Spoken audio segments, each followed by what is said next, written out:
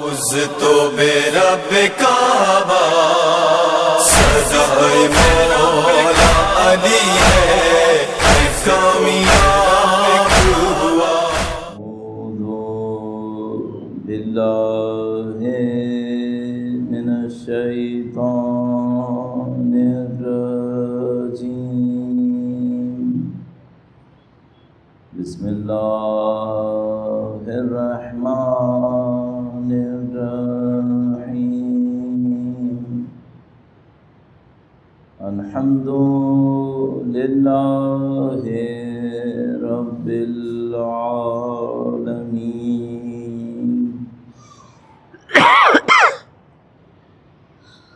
والصلاة والسلام على سید الانبیاء والمرسلین،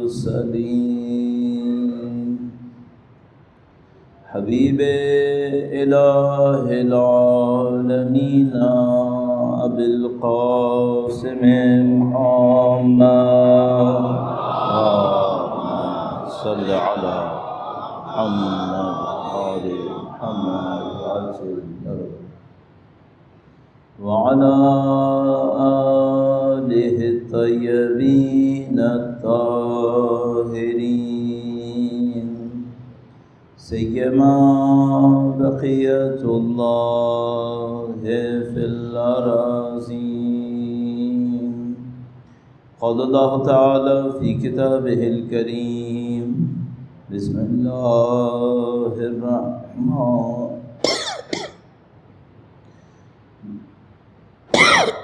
درود بھیجو محمد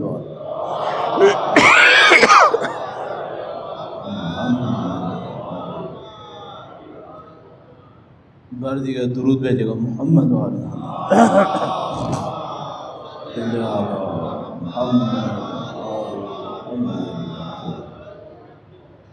بسم اللہ الرحمن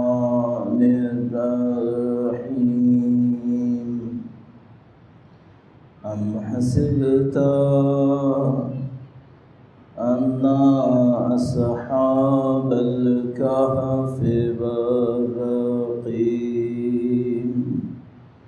كانوا من آیاتنا عجبا، درود بھیجو محمد وآل محمد۔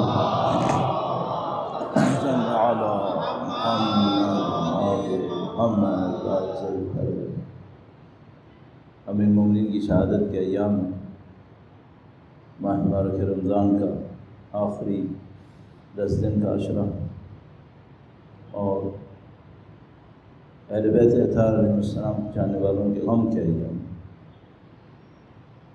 اس موقع پر وارث اہل بیت کے حضور تسلیت عرض کرنے کے لیے، تعزیت عرض کرنے کے لیے، بی ام الائمہ کے حضور ادائے احترام عرض تسلیت، اولاد امیر المومنین کے حضور عرض تسلیت پیش کرنے کے لیے درود بھیجیں محمد و آل محمد پر صلی اللہ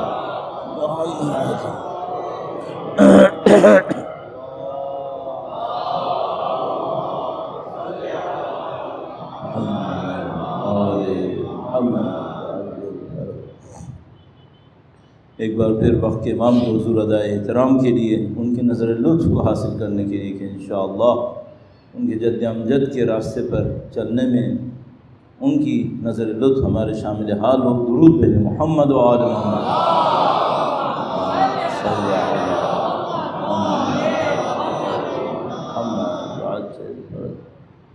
دین مبین میں انسان کو ایک خاص ہدف کی رہنمائی کرنے کے لیے، خاص مقصد تک پہنچانے کے لیے خدا تعالیٰ نے اپنے لطف و کرم کے ذریعے سے اپنے مختلف اسماء الحسنہ کے اثر میں ہدایت کا ایک مکمل نظام بھیجا۔ یہ جو ہدایت کا نظام خدا تعالیٰ کی طرف سے ہے، یہ حاکم اور محکوم کا نظام نہیں ہے۔ ایک ملک کے اندر ایک طاقت ہوتی ہے جس کو ہم حکومت تعبیر کرتے ہیں، وہ حکومت قانون بناتی ہے، وہ بہت اچھی صورتحال ہو تو ملک کے نمائندے مل کر قانون بناتے ہیں۔ یہ قانون نظم و نسق کو بنانے کے لیے ہوتا ہے، کچھ اہداف تک قوموں کو پہنچانے کے لیے ہوتا ہے، اس میں وہ لطافت نہیں ہوتی، وہ محبت نہیں ہوتی، اس لیے معمولاً کہتے ہیں قانون اندھا ہوتا ہے۔ قانون نظم و نسق بناتا ہے ایک ملک کے اندر، ٹریفک کیسے ہوگی، پیسہ کیسے بنے گا، پیسہ کیسے تقسیم ہوگا، لیکن وہ اپنے ہمشہریوں سے، اپنے رہنے والوں سے محبت دکھائے، عطوفت دکھائے، یہ سب اس میں نہیں ہوتا۔ ایک حد تک ہوا بھی تو ہوا۔ دین مبین، دین کے احکام، دین کے رہنما جس بنیاد کے اوپر ہر کام کو انجام دے رہے ہوتے ہیں وہ رحمت ہے، خدا کی رحمت۔ خدا تعالیٰ نے اپنے وجود کے سایوں کو یہ سب نظام بنا کر بھیجا ہے۔ خدا کے جو اسماء الحسنی ہیں، جو کچھ کائنات میں ہے وہ اس کی تجلی ہے کوئی۔ اگر میں اور آپ مخلوق ہیں تو خدا خالق ہے، اس کا ایک اسماء الحسنی میں سے ایک اس کی خلاقیت ہے، اس کی تجلی ہم اور آپ۔ اگر ہمارے اور آپ کے دل میں کوئی محبت ہے تو وہ بھی خدا کے اسماء میں سے کسی اسم کا اثر ہے۔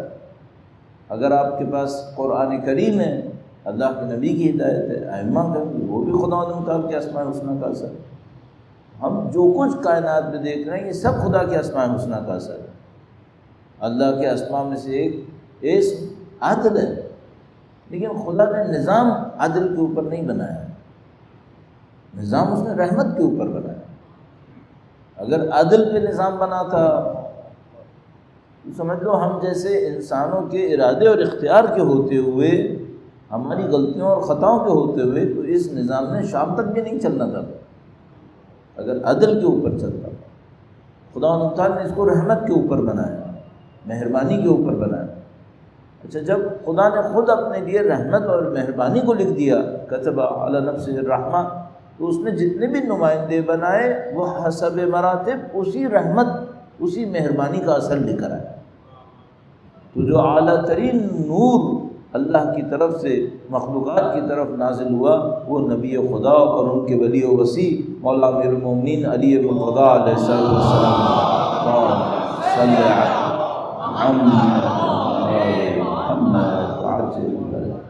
یہ نور واحد تھا جو خدا و تعالیٰ کے تمام اسماء الحسنی کی بہترین تجلی بن کر آیا۔ اب اگر خدا خود رحمت ہے اور کتب علی نفسہ الرحمہ، تو وہ جو تجلی اعظم تھی اللہ کے اسماء الحسنی کی، ظاہر ہے اس نے بھی رحمت بن کے ہی آنا تھا، وہ رحمت للعالمین تشریف لائے۔ اب ہم اسی سے سمجھ سکتے ہیں کہ وہ نور واحد جو رحمت للعالمین کا نور تھا، اس نور واحد کا شکل دیگر مولا امیر المومنین کی ذات کے اندر تھا۔ اور یہ رحمت جب برستی تھی، پہنچتی تھی مخلوق تک، تو کس طرح مخلوق کے دل کو زمین کی طرح متاثر کرتی تھی۔ میں نے زمین کی مثال اس لیے دی کہ بارش ہر زمین پر ایک جیسا اثر نہیں ڈالتی۔ گندگی کے ڈھیر پر بارش برسے، اس سے پھول نہیں اگتے، اس سے بدبو اگتی ہے، بدبو آتی ہے پھر اس سے۔ یہ جو رحمت امیر المومنین ہے، یہ مومن کے دل پہ برستی ہے، مومن کو ایسا اٹریکٹ کر لیتی ہے، ایسا جذب کر لیتی ہے کہ مومن جان دے دے گا امیر المومنین سے جدا ہونا قبول نہیں کرے گا۔ لیکن یہی محبت، یہی رحمت جب منافق کے دل کے اوپر گرتی ہے، یہ سمجھ تو بجلی بن کے گرتی ہے۔ اب یہ منافق امیر المومنین کے ساتھ کھڑا نہیں ہو سکتا اپنے اس نفاق کی وجہ سے، اور یہ وجہ تھی کہ امیر المومنین کے چاہنے والے بھی آسمان پر تھے اور دشمن بھی پھر دشمنی میں آسمان پر تھے۔ اور اس کو شہید مطہری نے بہت خوبصورت ایک کتاب کے اندر، مختصر سی کتاب، اردو میں بھی بہت پہلے ترجمہ ہوئی، ابھی تک ہے، اس میں بیان کیا کہ کس طرح امیر المومنین کی شخصیت میں جاذبہ تھا اور کس طرح امیر المومنین کی شخصیت میں دافعہ بھی تھا۔ جاذبہ تھا اہل انسانیت کے لیے، انسانیت کا کوئی بھی کمال کسی کے دل میں ہو تو وہ امیر المومنین سے نزدیک کیوں نہیں ہوگا۔ یہ جو آپ نے دیکھا کہ بعض عرب کے قبیلوں کے بڑے بڑے سردار مولا امیر المومنین کی گرویدہ ہو گئے، تو آپ ان سرداروں کی شخصیتوں کو دیکھیے کہ ان میں کوئی نہ کوئی انسانیت کا بڑا پہلو ہوگا، کہ جب وہ یہ سمجھتے تھے کہ ہمارے اندر انسانیت کا یہ پہلو بڑا ہے، اور جب وہ مولا امیر المومنین کی شخصیت کے سامنے آتے تھے تو دیکھتے تھے کہ ہم جو اپنے آپ کو بڑا سمجھ رہے تھے وہ ان کے سامنے کچھ بھی نہیں، تو ان کے گرویدہ ہو جاتے تھے۔ مشہور و معروف یہ جو قبیلہ طے تھا، عدی ابن حاتم جو حاتم طائی کے فرزند تھے، اور قبیلہ طے امیر المومنین کے حامی قبیلوں میں سب سے بڑا قبیلہ تھا۔ جنگ صفین میں بھی، جنگ جمل میں بھی، نہروان میں بھی قبیلہ طے کی بڑی قربانیاں تھیں، اور یہ کیوں امیر المومنین کے گرویدہ ہو جاتے تھے؟ پھر امیر المومنین سے سیکھتے تھے اور اس راستے پر چلتے تھے، اس میں قربانیاں دیتے تھے، اس میں جان ثانیہ کرتے تھے، فداکاریاں کرتے تھے، اور یوں ہمارے سامنے ایک تاریخ بنتی ہے، بالکل موازی تاریخ، پیرالل ایک تاریخ بنتی ہے امیر المومنین کے چاہنے والوں کی، جو قربانیوں پہ قربانیاں دیتے تھے امیر المومنین سے تمسک کے لیے، کہ ہمیں ان کے ساتھ چلنا ہے۔ اس میں حضرت میثم تمار ہیں، اس میں حضرت عمار یاسر ہیں، اس میں حضرت ابو ذر غفاری ہیں، اور دسیوں ایسے لوگ۔ اور دوسری طرف سے تاریخ بنتی ہے ان منافقوں کی کہ جن کی دشمنی گویا امیر المومنین سے طے شدہ تھی، ان کے دل امیر المومنین کی سمت نہیں آ سکتے تھے، دشمن تھے۔ اور عزیزان محترم، یہ جو تجلی اترتی ہے، مثلا قرآن کریم، اللہ کی طرف سے جو تجلی اترتی ہے قرآن کریم نبی خدا اور مولا امیر المومنین کی تلاوت مقدسہ کی طرح، تو یہ اپنے زمانے میں محدود ہو کے نہیں اترتی۔ اس کو مجھے آپ کی خدمت میں عرض کرنا ہے، درود بھیجے گا محمد و آل محمد صلی علی محمد۔ ماں کوئی بچے کو اگر چاہتی ہے، اپنے بچے کو، یہ بھی خدا کی رحمت کی تجلی ہے، یہ بھی خدا کی محبت کی تجلی ہوتی ہے، لیکن ہر ماں کا چاہنا بی بی ہاجرہ اور اسماعیل نہیں بنتا، وہ بات کچھ اور ہوتی ہے۔ کوئی ایسی تجلی اترتی ہے جو آفاقی ہو جاتی ہے، زمانے اور مکان سے نکل جاتی ہے۔ تو وہ اگر وہ معظمہ اپنے بچے کی مدد کے لیے ایک پہاڑی سے دوسری پہاڑی گئیں تو خداوند تعالیٰ نے اس کو آفاقی بنا دیا، اور مرد و زن سب کے اوپر واجب کر دیا کہ وہ اس ماں کی طرح دوڑیں اس محبت کی یاد میں۔ اور ظاہر ہے وہ محبت صرف اس ماں کی اس بچے سے محبت نہیں ہے، یہ محبت در حقیقت اس خدا کی محبت ہے جو اس میں مخلوق کے لیے ظاہر ہوتی ہے۔ جب وہ صفا و مروہ میں ہمیں دوڑاتا ہے تو صرف ماں کی محبت یاد نہیں دلاتا، اپنی محبت یاد دلاتا ہے، میری محبت اس سے زیادہ بڑھ کر۔ تو یہ بعض تجلیاں آفاقی ہو جاتی ہیں۔ ایک باپ اپنے بچے کو چاہتا ہے، لیکن ایک باپ کی قربانی عید الاضحیٰ بن جاتی ہے، یہ خدا کا نظام۔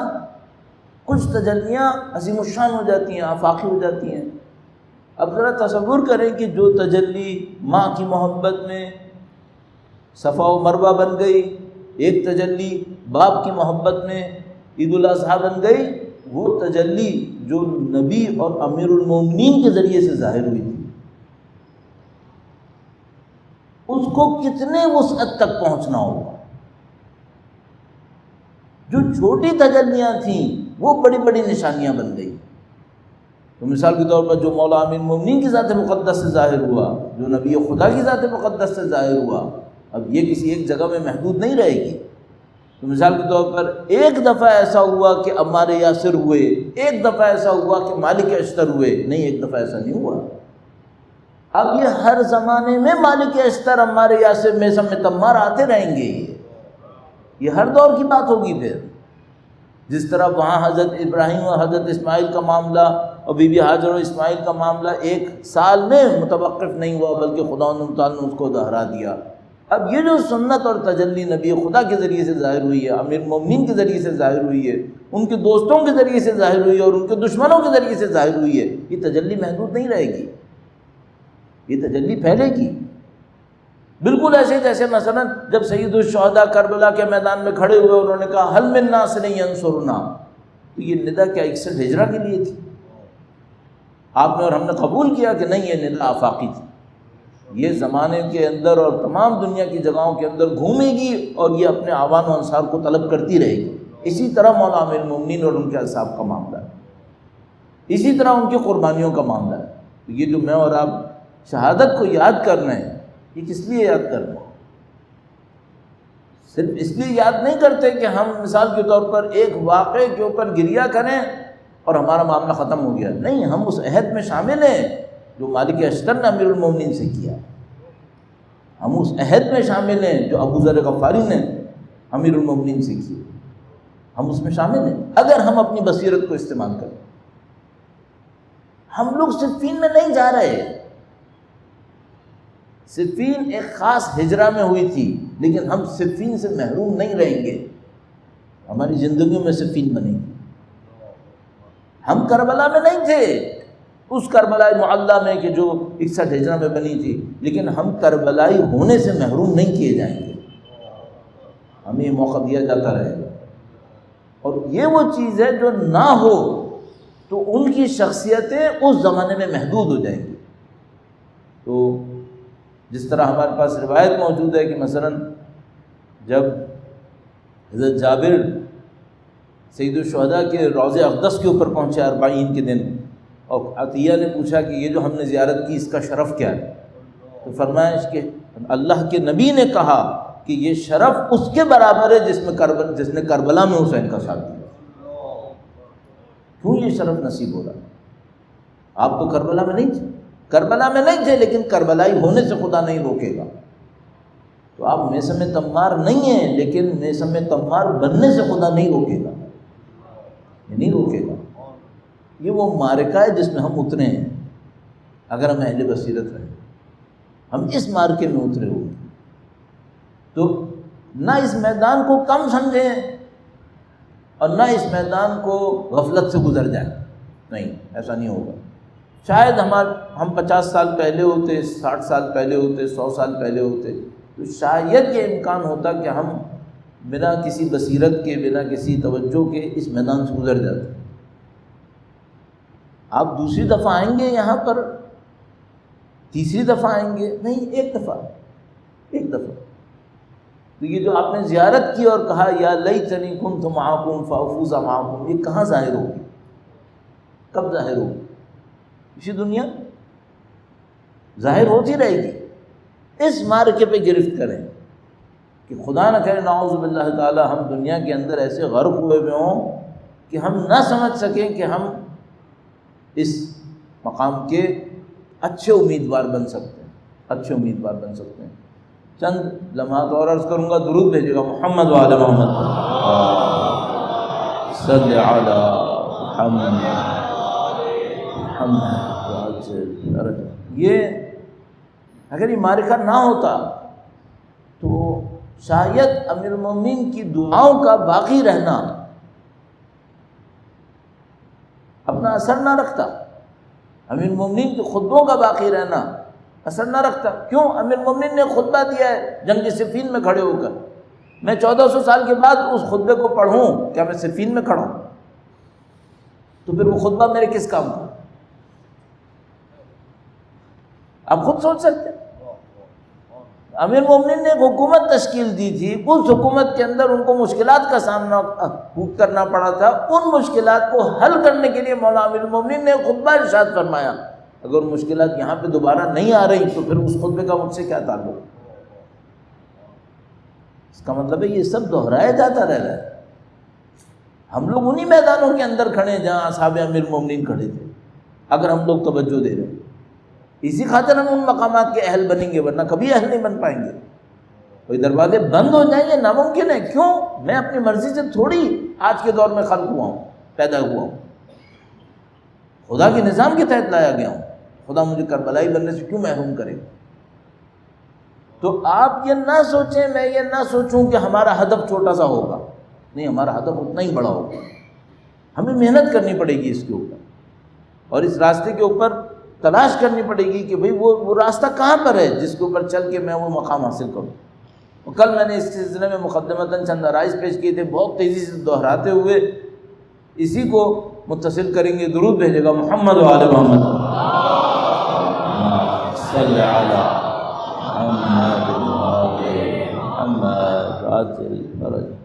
کل آپ کی خدمت میں عرض ہوا کہ ہم اس قسم کی ایک دنیا کی طرف بڑھ رہے ہیں اور ہمیں مومنین کی سیرت کے اوپر توجہ دیتے ہوئے اس میدان میں کامیابی حاصل کرنی ہے۔ اب یہاں پہ ایک معاملہ ہے وہ یہ کہ کبھی کسی آدمی کی ہمت بڑے مقابلے کی نہیں ہوتی، چھوٹے مقابلے کی ہمت کر رہا ہوتا۔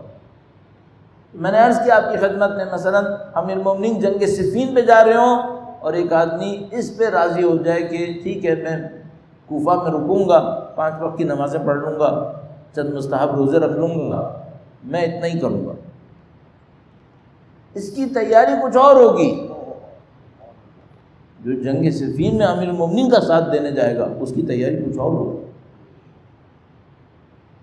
آپ کو اور مجھے پہلے میرا خیال میں، کل میں نے عرض کیا تھا آپ کی خدمت میں، یہ طے کرنا ہوگا ہم کس میدان تک جانا چاہتے ہیں۔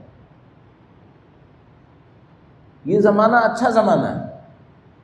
میں نے عرض کیا اگر ہم 60 سال پہلے ہوتے نا تو یہ طے نہیں کر سکتے تھے کہ کون کہاں تک جا سکتا ہے۔ کیوں؟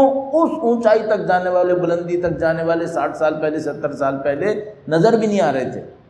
اب تو نظر آ رہے ہیں، اب تو یہ شہداء نظر آ رہے ہیں کہ ان لوگوں نے اسی دنیا کے اندر رہتے ہوئے، اسی مکر و فریب سے اور دغا بازی سے بھری ہوئی دنیا کے اندر رہتے ہوئے انہوں نے مقامات حاصل کر لی۔ چاہے وہ جو شہید ہو چکے، چاہے وہ جو شہادت کے انتظار میں زندگی گزار رہے ہیں، ہماری آنکھوں کے سامنے ہیں۔ تو اب مجھے اور آپ کو یہ طے کرنا پڑے گا کہ بھئی ہمارا میدان کون سا میدان ہے؟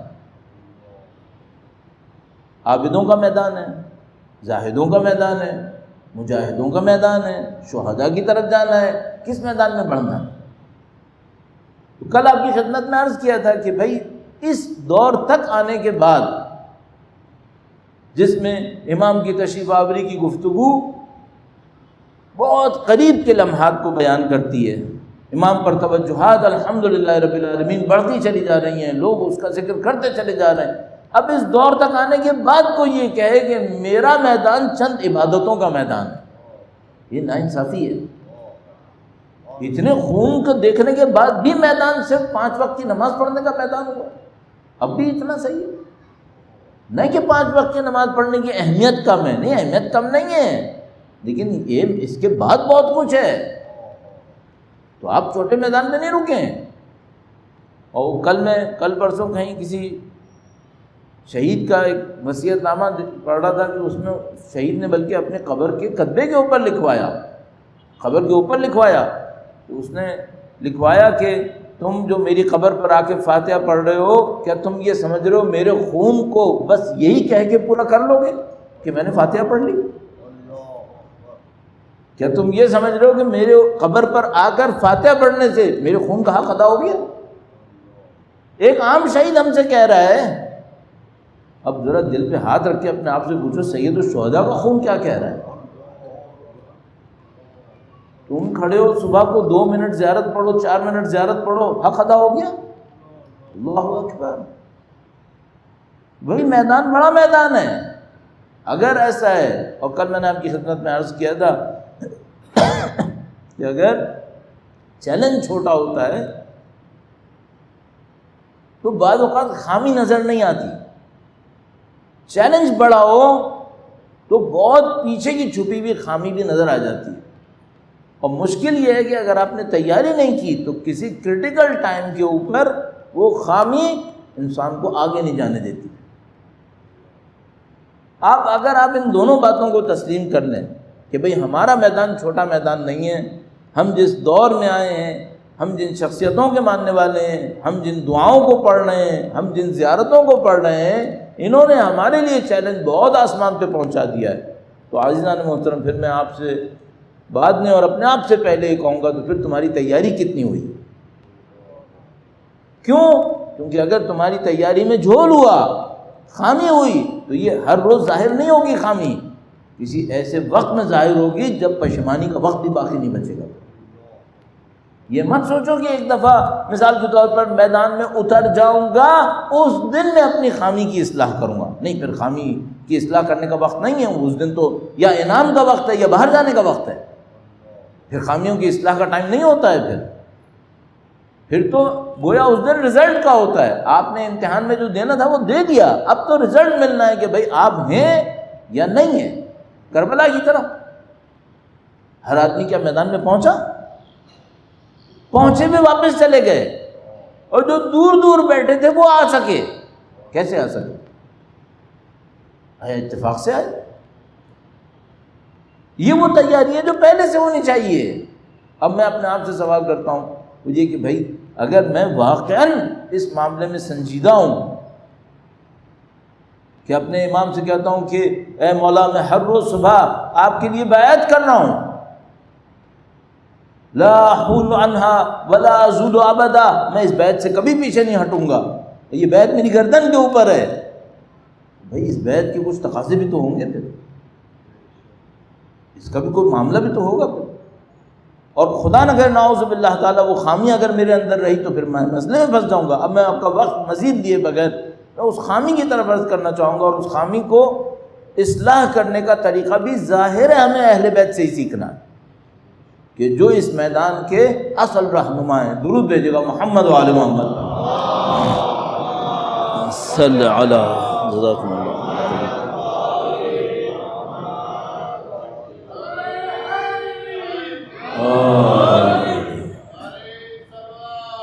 اللہم صلی علی محمد آل محمد وعجل فرجہ۔ ایک دفعہ سب مل کر باعظمت درود بھیجیں محمد و آل محمد۔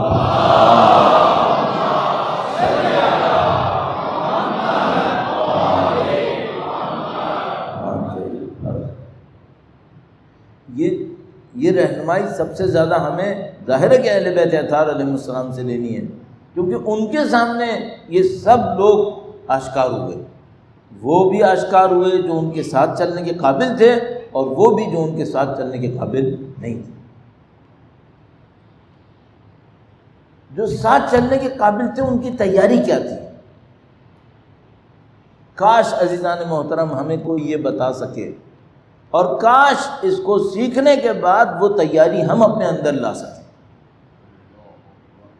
اچھا آپ یہ اور ہم اس بات کے اوپر ممکن ہے اپنے ذہن میں پوچھیں، سوال کریں کہ بھئی یہ سوال کوئی اتنا بڑا سوال نہیں ہے، یہ ہم سب کو معلوم ہے تیاری کیا معلوم ہے، لیکن اتنا آسان بھی نہیں ہے۔ کیوں؟ گزشتہ تجربوں سے، یعنی جو لوگ مولا امیر المومنین کے ہمراہ تھے، جو لوگ ان کی اولاد طیبہ و طاہرہ کے ہمراہ تھے، ان تجربوں نے ہمیں بڑے عجیب درس دیے ہیں۔ ہم نے یہ دیکھا ہے، اور آپ نے اور ہم نے تاریخ میں پڑھا ہے کہ بڑے بڑے عبادت گزار ساتھ نہیں دے سکے، نہ تنہا ساتھ نہیں دے سکے بلکہ دشمنی ابن ملجم بن گئے۔ ابن ملجم کوئی بہت گندا کیریکٹر نہیں تھا، ہم سب نے پڑھا ہے، ہم سب نے دیکھا ہے، سنا ہے کہ بھئی اگر اپنے زمانے میں اگر بات کریں تو اپنے شہر کے 10 معتمدین میں سے ایک ابن ملجم تھا۔ پورے شہر میں سے 10 افراد نکالے جائیں تو ایک ابن ملجم تھا۔ کون سی کمی ہوتی ہے جو اتنے بڑے انسان کو، اتنے عابد و زاہد کو ابن ملجم بنا دیتی ہے؟ کون سی کمی ہوتی ہے؟ اور اگر وہ یہ اس کے ساتھ یہ کر دیتی ہے تو ہم کہاں ہیں پھر؟ ہمارا کیا ہونے والا ہے پھر؟ اچھا ہم نے یہ بھی دیکھ لیا مثال کے طور پر کہ جو شخص 2 دن پہلے تک، چند دن پہلے تک سید الشہداء کے اجداد طاہرین کو امام معصوم نہیں مانتا تھا، وہ سید الشہداء کے لشکر میں بڑا مقام حاصل کر رہا ہے، زہیر بن قین بجلی کی طرح۔ وہ کون سی چیز ہے جو لوگوں کو یہاں تک لے آتی ہے؟ اگر اس کے اوپر کام کریں، اس کے اوپر محنت کریں تو آپ کو اور مجھے یقین ہو جائے کہ یقیناً یہ وہ چیز ہوگی جس کا اہل بیت کی کلمات میں ذکر سب سے زیادہ ہوگا۔ کیوں؟ کیونکہ یہ کی پوائنٹ ہے، یہ وہ ٹرننگ پوائنٹ ہے جس کے اوپر انسان کی ہستی تبدیل ہوتی ہے۔ تو مثال کے طور پر فرض کریں اگر ہم سے یہ کوئی کہے کہ بھئی مولا نے اس کے اوپر اصرار کیا ہوگا کہ کلمہ پڑھو، ہاں ٹھیک ہے، کلمہ پڑھتا ہے انسان تو اسلام کے دائرے میں داخل ہوتا ہے، لیکن اس ٹیسٹ کی بات کلمے سے نہیں نپٹتی۔ کیوں؟ بہت سارے کلمہ پڑھے ہوئے ساتھ نہیں دیتے۔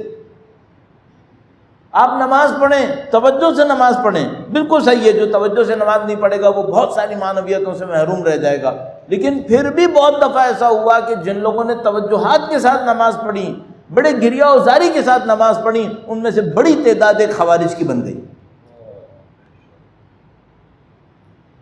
ابن ملجم کی مثال میں نے آپ کی خدمت میں عرض کی، 10 مثالیں آپ کے ذہن میں یقیناً موجود ہوں گی کہ بڑے بڑے عباد و زہاد سید الشہداء کے مارکے میں پیچھے رہ گئے، مولا امیر المومنین کا اس طرح ساتھ نہیں دے سکے۔ تو وہ جگہ کہاں ہے جہاں پر انسان ایک ایسے مقام پر ہوتا ہے کہ پھر اس میں واپسی نہیں ہوتی؟ ان میں خاصیتیں کیا ہوتی ہیں؟ وہ خاصیت ہم میں کیسے آئی؟ میں آپ کا آدھے سے زیادہ آج کا وقت لے کر اس کی اہمیت کے اوپر لے کر آ پایا ہوں سر۔ بات بہت سادہ ہے، اس دین کی بڑی جو خوبی ہے وہ یہ کہ یہ دین فلاسفرز کا صرف نہیں ہے۔ اس دین کی تعلیمات کے سامنے بڑے بڑے فلسفی اپنی بے بسی کا اظہار کرتے ہیں، دین صرف فلسفیوں کا نہیں ہے۔ سائنسدان اس کی چھوٹی چھوٹی احادیث کے اوپر سینکڑوں سال محنت کرتے ہیں، لیکن دین سائنسدانوں کا صرف نہیں ہے۔ دین کس کا ہے؟ دین عام انسانوں کا ہے، عام انسانوں۔ تو مثال کے طور پر اس کی ہدایت لینے کے لیے فلسفی ہونا ضروری ہے، سائنسدان ہونا ضروری ہے؟ نہیں، اس کی ہدایت حاصل کرنے کے لیے عام انسان ہونا ضروری ہے، بس عام انسان۔ وہ عام انسان کیسا انسان، اس کے اندر کیا ہنر ہو؟ اب ظاہر یہ وہ جگہ ہے جہاں پر میں آپ کی خدمت میں بنیادی ترین نقطہ عرض کرنا چاہتا ہوں، اور اس کی سادگی ایسی ہے کہ اس کی سادگی کی وجہ سے کبھی کوئی یہ سمجھتا ہے نہیں یہ اتنی بڑی بات نہیں ہے، مشکل ساری یہاں پر۔ آپ سورہ اخلاص پڑھیے، کوئی پیچیدگی ہے اس میں؟ کہو کہ اللہ ایک ہے، اللہ بے نیاز ہے، لم یلد ولم یولد ولم یکن لہ کفوا احد۔ کون سی پیچیدگی ہے؟ کیوں 3 مرتبہ سورہ اخلاص پڑھنا پورے قرآن پڑھنے کا ثواب دے دیتا؟ کیا ہے اس میں؟ تو یہ دین کا ایک معاملہ ہے، بہت سادہ سی بات ہوتی ہے، کسی آدمی کو اسی سادگی کے ساتھ سمجھ میں آ جاتی ہے، معاملہ ختم ہو جاتا ہے۔ تو اب مجھے وہ عرض کرنا ہے، درود بھیجے گا محمد وعلی محمد صلی علی محمد وعلی محمد وعجل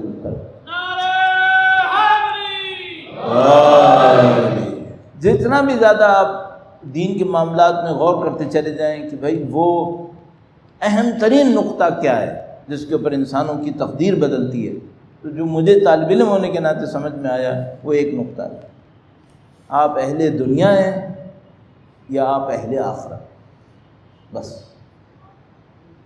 یقین فرمائیے جو ابھی تک مجھے سمجھ میں آیا اس کے سوا کچھ نہیں۔ آپ اہل دنیا ہیں یا آپ اہل آخرت؟ اگر اہل آخرت ہیں، ہر فضیلت آپ کے لیے تیار ہے، آسان ہے، خود بخود آتی چلی جائے۔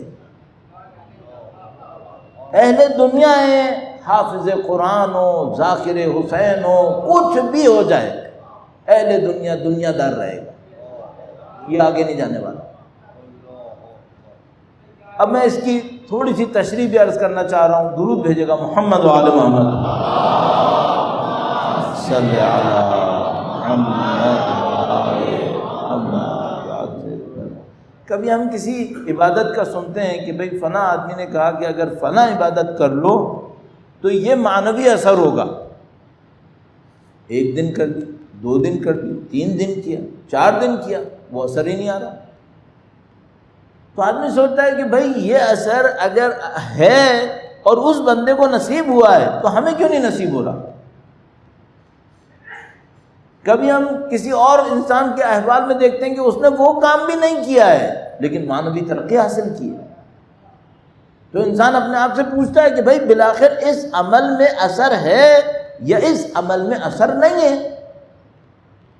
اچھا، ہم کچھ انسانوں کو دیکھتے ہیں، ان کی توفیقات گویا ان کے ساتھ ساتھ چل رہی ہوتی ہیں، جس کام اچھے کام کا ارادہ کرتے ہیں توفیق مل جاتی ہے، بعض اوقات ہم لوگ دیکھتے ہیں کہ بھئی آپ کسی کام کو کرنے کے لیے تڑپ تڑپ کے مر جاتے ہیں، وہ کام نصیب نہیں ہوتا۔ آدمی دیکھتا نہیں مجھے توفیق نہیں مل پائی۔ کیسے ایسا ہوتا ہے؟ کیوں کسی کو توفیق ملتی ہے، کسی کو توفیق نہیں ملتی؟ کیوں ایسا ہوتا ہے؟ کوئی شخص بہت کم عبادتیں کر رہا ہوتا ہے، بڑے بڑے معنوی مقامات حاصل کر لیتا ہے، کوئی بہت کچھ کر رہا ہوتا ہے، پھر بھی نصیب نہیں ہوتا ہے۔ وہ تبدیلی کہاں پہ ہے؟ آپ عرفا سے جا کر پوچھیں، یہ جن لوگوں نے اس راستے پہ محنت کی ہے وہ کہتے ہیں پوری تعلیمات کے اندر کوئی ذکر اللہ سے نزدیک کرنے میں درود سے زیادہ اثر نہیں رکھتا۔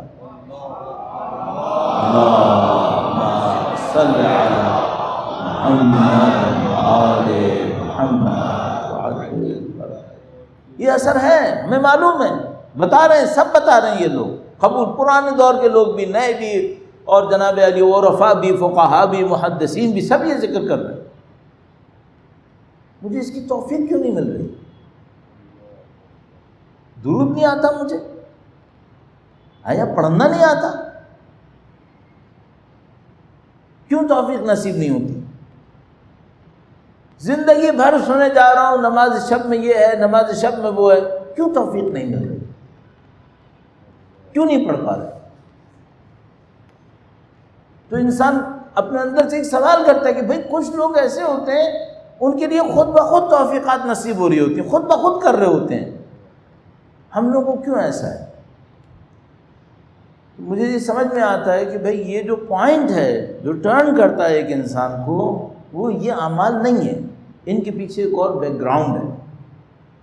وہ انسان کے لیے سب کچھ صحیح کر دیتا ہے۔ کوئی انسان ساری زندگی لڑتا رہتا ہے اول وقت نماز پڑھ، کبھی توفیق ملتی ہے، کبھی توفیق نہیں ملتی۔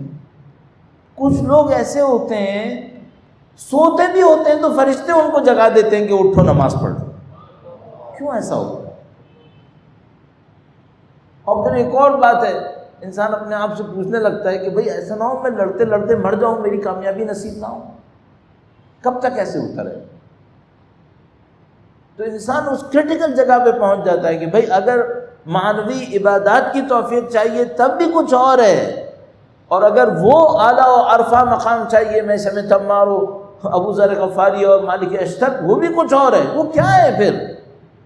تو انسان آخر میں جا کے پہنچتا ہے کہ ہاں جس کے پاس بصیرت اخروی ہے۔ اب آپ ممکن ہے مجھ سے کہیں کہ بھئی بصیرت اخروی یہ بھی تو ایک مقام ہے، یہ بھی تو ہر ایک کو نصیب نہیں ہوگا۔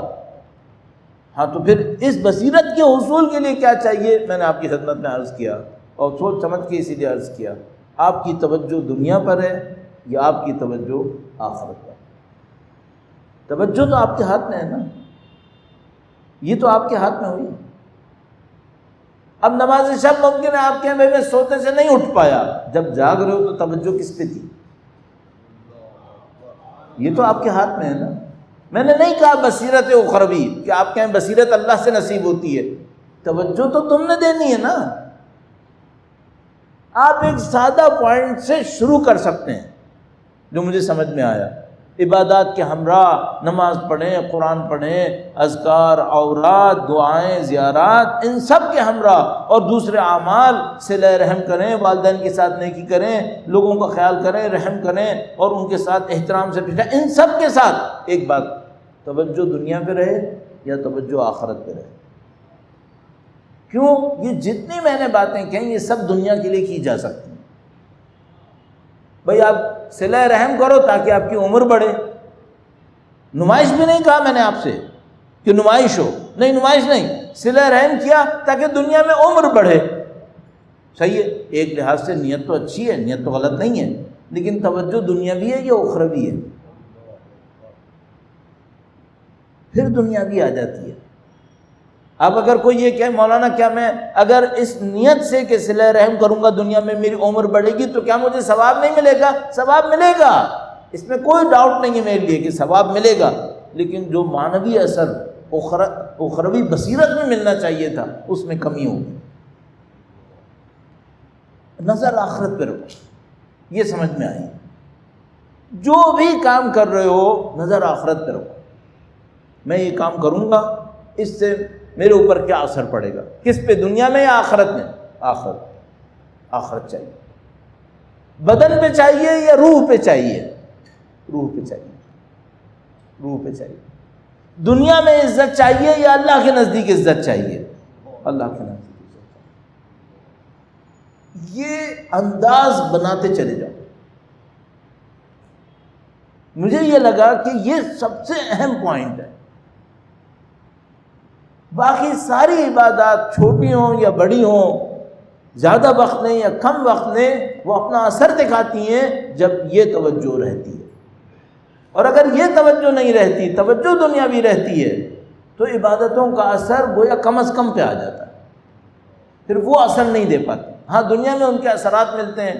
اگر آپ مثال کے طور پر جیسے بیان کرتے ہیں کہ بھئی اگر آپ ہر روز ہر رات سورہ واقعہ پڑھ کے سوئیں گے تو آپ کے رزق میں برکت آئے گی، آپ صلہ رحم کریں گے، مظلوموں کا ساتھ دیں گے، خدا رزق میں برکت دے گا۔ ایسے دسیوں فارمولے موجود ہیں،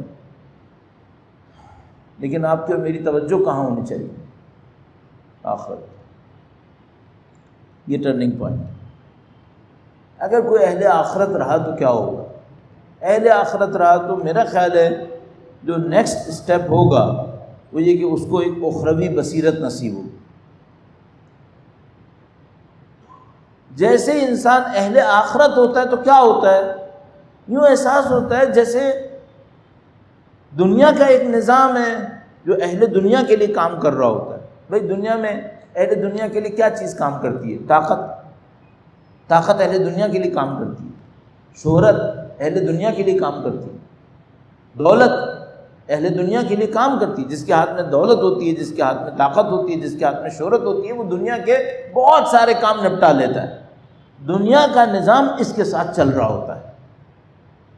اگر کوئی اہل آخرت ہوتا ہے تو کیا ہوتا ہے؟ آخرت کا نظام اس کے ساتھ چلنا شروع کر دیتا ہے حسب توفیق، جتنا اس نے محنت کی۔ تو مثال کے طور پر اگر میں چاہتا ہوں کہ مجھے اول وقت نماز پڑھنے کی سعادت نصیب ہوتی رہے تو مجھے کیا کرنا چاہیے؟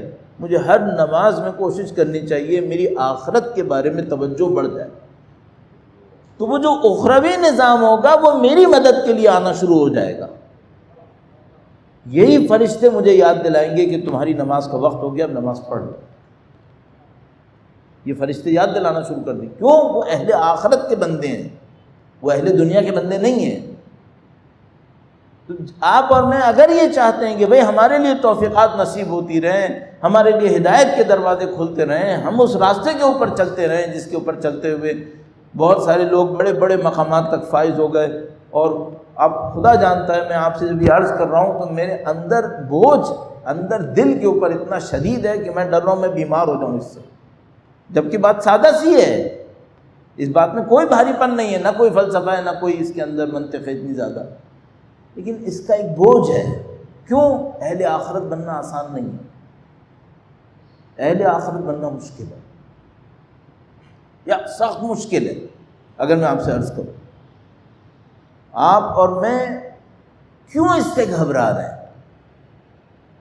کیوں اس سے گھبراتے ہیں؟ کیونکہ ہمیں معلوم ہے اس میں سختی ہے، اس خاطر ہم لوگ اس کے اندر نہیں جاتے۔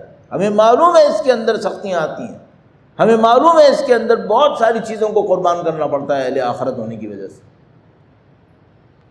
کیا مثلا حضرت ابو ذر غفاری کی ظاہری زندگی آسان تھی کیا؟ نہیں، ظاہری زندگی آسان نہیں تھی۔ مثلا خاندان عصمت و طہارت کی 12 معصوم ہستیاں امامت کے مقام کے اوپر فائز ہوتے ہوئے ہمارے سامنے ہیں، ان کی ظاہری زندگی آسان تھی کیا؟ نہیں، آسان نہیں۔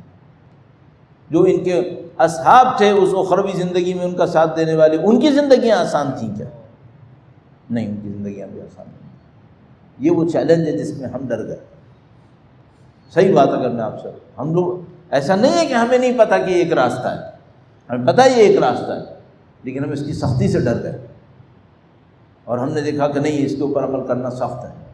کیوں؟ قربانیوں پہ قربانیاں ہیں، مشکلات پہ مشکلات ہیں، اور ہم اس کو حل نہیں کر سکے اپنے ذہن کے اندر، اپنے نفس کے اندر۔ میں نے آپ کی خدمت میں کیوں عرض کیا پھر یہ؟ اس لیے عرض کیا کہ اگر واقعاً یہاں کوئی طلبگار بیٹھا ہو، یا میں عرض کر کے شاید اپنی توفیق بڑھانا چاہتا ہوں کہ خدا مجھے اس کے طلبگار میں قرار دے دے کسی طریقے سے، کہ اگر واقعاً اس کا کوئی طلبگار ہو تو وہ ہمت کرے.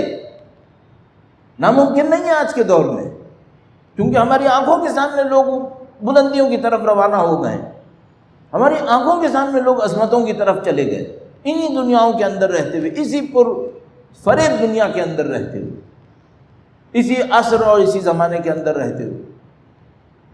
تو اگر کوئی اہل ہمت ہوں تو وہ ہمت دکھائیں، اپنی بصیرت کو، اپنی نظر کو آخرت کے اوپر روک کے رکھیں، اپنی دنیا سے گزرنا پڑے تو گزر جائیں. البتہ یہ کہتے ہوئے پھر یہ بھی سمجھ میں آتا ہے کہ ایسا نہ ہو کہ ہم اپنی سستیوں کو کہیں کہ ہم اخروی توجہ دے رہے ہیں. نہیں، سستیاں کچھ اور ہوتی ہیں. اپنی تدبیر نہ کرنے کو کہیں ہم اخروی زندگی کی وجہ سے مشکل میں مبتلا ہیں، گرچہ اصل یہ ہو کہ ہم نے تدبیر نہیں کی. اہل آخرت ہونے کا مطلب یہ نہیں ہے کہ آپ میں تدبیر نہیں ہے. اہل آخرت ہونے کا مطلب یہ نہیں ہے کہ آپ کے اندر بزدلی ہے. اہل آخرت ہونے کا مطلب یہ نہیں ہے کہ آپ کے اندر سستی ہے. نہیں، آپ اپنے کام کو پورا انجام دیں گے. کس کی طرح؟ مولا امیر المومنین کی طرح. درود بھیجے گا محمد وعلى صلی علی محمد وعلى محمد وعجل. ہاں یار، لیکن قربانیاں ظاہر ہے اس کا اپنا مقام. اور اب جلدی سے اس کو اگر اختتام تک لے کے جاؤں، اگر کوئی شخص اہل آخرت بننا چاہتا ہے، پتہ نہیں کیوں یہ چیز اتنی سادہ ہے لیکن اس کو بتانا کیوں مشکل ہے، یہ سمجھ میں نہیں آتا کبھی. اگر کوئی اہل آخرت بننا چاہتا ہے تو اسے سب سے زیادہ کس چیز پہ محنت کرنی پڑے گی؟ موت کی تیاری. سب سے زیادہ جس کے اوپر محنت کرنی پڑے گی وہ موت ہے. موت کو سمجھنا پڑے گا. اگر موت سمجھ میں نہیں آتی اور جو موت کے بعد ہے وہ سمجھ میں نہ آئے یا سمجھنے کی کوشش نہ کرے، اہل آخرت نہیں بن پائے گا. نہیں بن پائے گا. اس کا نفس اس کو چین نہیں لینے دے گا، اس کو دنیا میں الجھا کے رکھے گا. تو اگر کسی نے اہل آخرت بننا ہے تو اسے موت کو سمجھنا پڑے گا، اور ما بعد الموت، جو موت کے بعد ہوتا ہے اسے دیکھنا پڑے گا. اگر کوئی شخص اس مرحلے کو نپٹا لے، موت کے ذکر کو اپنا دستور بنا لے اور موت کے بعد کو سمجھنے کی جد و جہد کر لے اور اس کے مطابق اپنے فیصلوں کو ڈھالے، یہ اہل آخرت ہے. پھر یہ اہل آخرت. تو اگر میں طالب علم ہونے کے ناطے اسٹیپس بناؤں، ایک ایک مرحلہ بناؤں، تو کیا بناؤں؟ موت کو سمجھو، موت کو ایک حقیقت ابدی مانتے ہوئے سمجھ دو. موت کے بعد جو کچھ ہونا ہے اسے سمجھنے کی کوشش کرو، اور جو موت کے بعد ہونا ہے اس کو دیکھتے ہوئے اپنے فیصلے کرو. ہم ہو گئے اہل آخرت. جب اہل آخرت ہوں تو پھر یہ سمجھ لو ایک ایفیکٹ ہے جو فوراً خود بخود حاصل ہونا شروع ہو جائے گا. جیسے انسان اہل آخرت ہوتا ہے اس میں اخروی بصیرت آتی ہے. اخروی بصیرت اس کے لیے ساری توفیقات کو ایک ساتھ لے کر آئے گی، اور بہت سارے کام جو دوسروں کے لیے بہت مشکل ہو جائیں گے یہ اس کے لیے بہت آسان ہو جائیں گے. یہ راستہ بس شروع میں سخت ہے، یہ بات سمجھ میں آتی ہے. یہ شروع میں سخت ہے، جب تک آخرت کا چیپٹر نہیں کھولا ہے اس وقت تک سخت ہے، بعد میں آسان ہے. اللہ شاہد ہے کہ یہ بات کہنا آسان نہیں ہے، لیکن میں آپ کی خدمت میں جسارتاً عرض کر رہا ہوں. اہل کچھ اور لوگ ہیں لیکن ہم اس کے اہل نہیں ہیں. لیکن عرض اس لیے کر رہا ہوں کہ اگر کوئی طالب بن کے آیا ہو کہ مجھے یہ سیکھنا تھا تو خدا مجھے اس کا ثواب دے دے کہ میں نے یہ بولا تھا، گرچہ میں سکھانے والا نہیں ہوں، لیکن بولنے کے ثواب میں کو حاصل کرنے کے لیے میں آپ کی خدمت میں عرض کر رہا ہوں کہ بھئی اگر واقعاً آپ کو امامت کے میدان میں مالک اشتر ہو، ابو ذر غفاری ہو، اس میدان تک پہنچنا ہے، آپ کو اہل آخرت بننا ہے. اہل آخرت بننے کے لیے موت کو حل کریں، موت کے بعد کے چیپٹر کو حل کریں. آپ کے اندر فیصلے اس کے مطابق رہیں، اس کے بعد پھر آپ کا اور ہمارا کام ختم. اس کے بعد پھر وہاں سے ایک سلسلہ ہے جو ہمیں اور آپ کو چھوٹی چھوٹی باتوں پہ بڑے بڑے میدان میں آگے لے جائے. پھر ایک ایک درود اپنا اثر کر رہا ہو، پھر ایک ایک فاتحہ مجھے اور آپ کو کچھ دے رہی ہو. لیکن یہ میدان پہلے جھیلنا پڑے گا. اب اس میں بھی ہم نصرت کس سے طلب کریں؟ وہ جو ہم اور آپ اردو کا محاورہ کہتے ہیں نا طفل مکتب، طفل مکتب، پرائمری اسکول کے بچے ہیں ہم لوگ، ہم واقعاً طفل مکتب، ہم اس طفل مکتب پہ بھی شاید نہ ہوں۔ طفل مکتب جاتا ہے کم از کم تو طفل مکتب کہلاتا ہے۔ پتہ نہیں ہم لوگ مکتب جا بھی رہے ہیں یا نہیں جا رہے یا کہاں جا رہے ہیں۔ تو اگر واقعاً ہم لوگ اس مقام تک آ جائیں کہ اپنے استاد تک پہنچ جائیں اور ان سے طلب کریں۔ آپ شبِ قدر کے اندر ہیں، کل شب قدر ہوگی، پھر اس کے بعد پھر ایک اور شب، مولا امیر المومنین کی عزا میں ہیں آپ اور ہم، اور اس عزا اور اس شب قدر کو اگر ملائیں جو کل کی شب آئے گی، ظاہر وہ عظیم الشان شب ہو، بہت عظیم الشان شب ہو۔ اس میں طلب کرنے کے لیے یہ چیز سمجھ میں آتی ہے کہ انسان یہ طلب کرے کہ خدایا یہ دروازہ ہمارے لیے کھول دے کسی طریقے سے، ہم اس اخروی بصیرت تک پہنچ جائیں، اور اس کے بعد پھر سب آسان ہے، گرچہ ظاہر میں بہت مشکل ہے، لیکن پھر ان کی پشت پناہی کے ساتھ، ان کی مدد اور نصرت کے ساتھ سب آسان ہے۔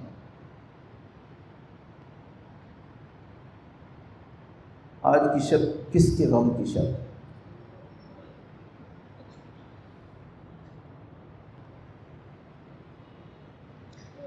ہم اہل بیت کے چاہنے والے، ہمیں بچپن سے ایک بات سکھائی جاتی ہے، بہت قیمتی بات ہے، بہت قیمتی بات ہے۔ بچپن سے ہمیں ایک بات سکھائی جاتی ہے، ہمارے سکھانے والے ماں باپ، اساتذہ، رشتہ دار حتیٰ، وہ ہمیں ہمیشہ یہ کہتے ہیں کہ بس جو دن آئے تم سمجھ لو اس دن وہیں پر ہو جس کی یاد منا رہے ہو۔ تو اگر عاشور آئے تو سوچو کربلا میں ہو، نبی کی رحلت کا دن آیا تو سوچو مدینہ میں ہو۔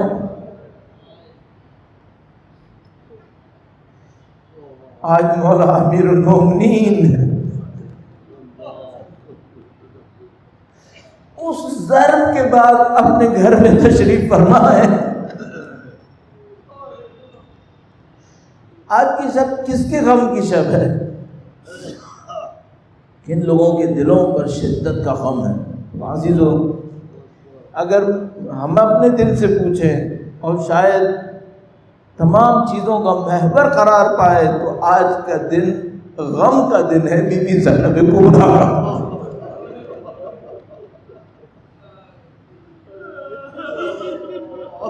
میں نہیں عرض کر پاؤں گا کہ کن جذبات کو ہمیں بیان کرنا چاہیے، لیکن بس ذرا کسی ایسے گھرانے میں جاؤ جہاں کسی کا انتقال ہو رہا ہو اور اس کی بچیاں گریہ کر رہی ہو۔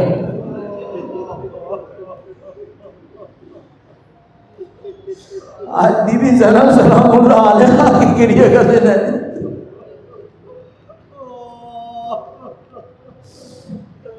عجیب روایت ہمارے پاس ہے، مشہور روایت ہے، جب مولا امیر المومنین اس بستر پہ تشریف فرما تھے تو اصحاب، مختلف اصحاب جمع ہوتے تھے اور باری باری آ کر مولا امیر المومنین کی زیارت کرنا چاہتے تھے۔ امیر المومنین کے اوپر زخم کی شدت تھی، مولا امام حسن مجتبیٰ اصحاب سے کہتے تھے کہ آؤ اور دیکھ کر فوراً چلے جاؤ تاکہ امیر المومنین کو اذیت نہ ہو۔ کچھ اصحاب ملنے کی توفیق حاصل کر پائے، کچھ لوگ یہ توفیق حاصل نہیں کر پائے، مولا امیر المومنین کے گھر کے باہر کھڑے ہوئے تھے۔ ایک موقع پہ امام حسن مجتبیٰ سلام اللہ علیہ نے مناسب سمجھا کہ اب ملاقات کا سلسلہ ختم ہو جانا چاہیے، تو مولا باہر تشریف لائے اور اصحاب سے کہا کہ جن لوگوں نے ملاقات نہیں کی ہے وہ اب گھر چلے جائیں، اب انتظار مت کریں۔ میرے والد کی حالت ایسی نہیں ہے کہ آپ میں مزید لوگوں کو اندر آئے۔ امام حسن مجتبیٰ نے جب یہ اعلان کیا تو لوگ گریہ کرتے ہوئے اپنے اپنے گھروں کو چلے گئے، لیکن امام نے احساس کیا کہ دیوار کے پیچھے سے کسی کے رونے کی آواز ابھی بھی آ رہی ہے۔ امام باہر تشریف لائے، اسبغ ابن نباتہ وہاں بیٹھے ہوئے تھے۔ امام نے کہا کہ اے اسبغ، آپ کے سامنے اعلان کیا ہے کہ سب واپس چلے جائیں۔ اسبغ نے ہاتھ جوڑ کر کہا مولا میں جانا چاہتا ہوں، میری ٹانگیں ساتھ نہیں دیتی ہے۔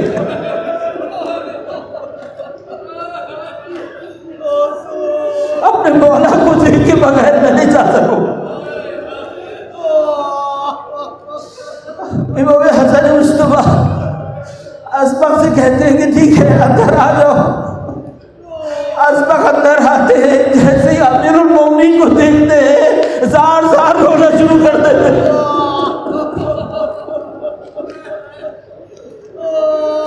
وہ شیر خدا حیدر کرار جو شمشیر لے کر دشمنوں کے درگاہ میں جاتا تھا،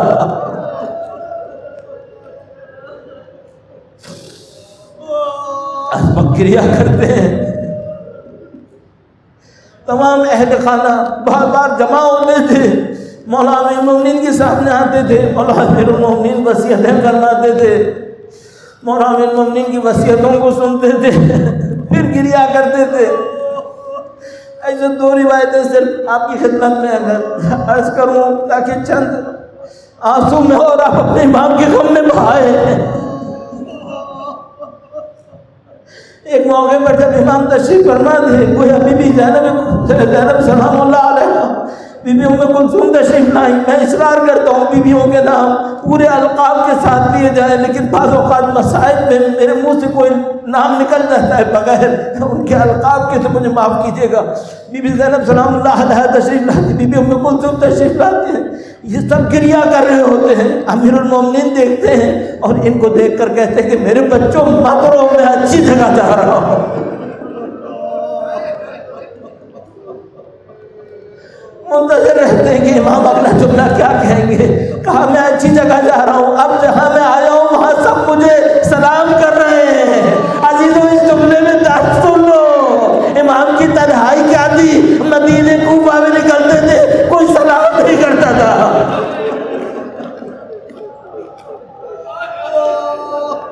کہا میں جہاں جا رہا ہوں وہاں سب مجھے سلام کر رہے ہیں۔ کہا دیکھو دیکھو رسول خدا تشریف لائے ہیں۔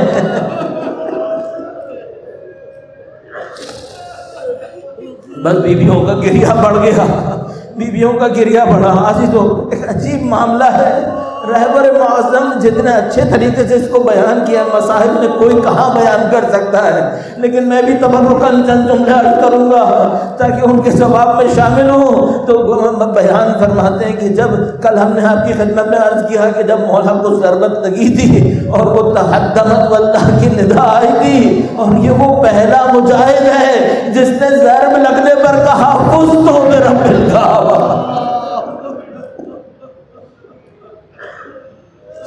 دونوں امام تشریف لائے، امام کا سر اپنے زانوں پر رکھا، گویا سید الشہداء نے دیکھا۔ امام حسن روتے ہوئے آئے تھے، امام حسن کو تسلی دی، کہا بیٹا حسن تم مت رویا کرو۔ امام حسین تشریف لائے، امام حسین نے بہت گریہ کیا ہوا تھا، امام حسین کو روتا دیکھا، کہا حسین بیٹا تم مت رویا کرو، تم روتے ہو رسول خدا روتے۔ سب کو تسلی دیتے آ رہے تھے۔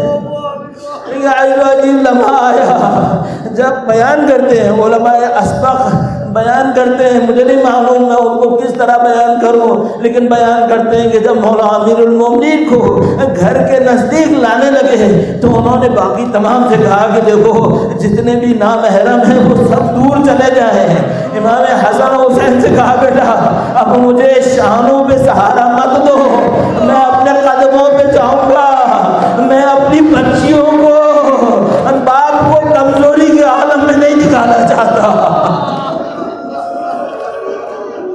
اب بس ایک جملہ عرض کروں، اس امیر المومنین نہیں چاہتے میری زینب گھبرائے،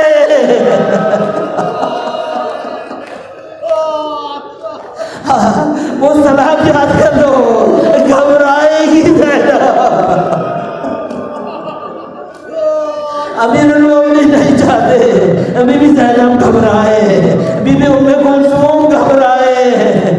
मौला घर में तशरीफ लाए, बीवियाँ तशरीफ ले आई। अभी थोड़ी देर पहले इमाम हसन मुस्तफा ने कहा था बेटा गिरिया मत करो, ये दुनिया है, ये दुनिया ख़त्म हो जाएगी।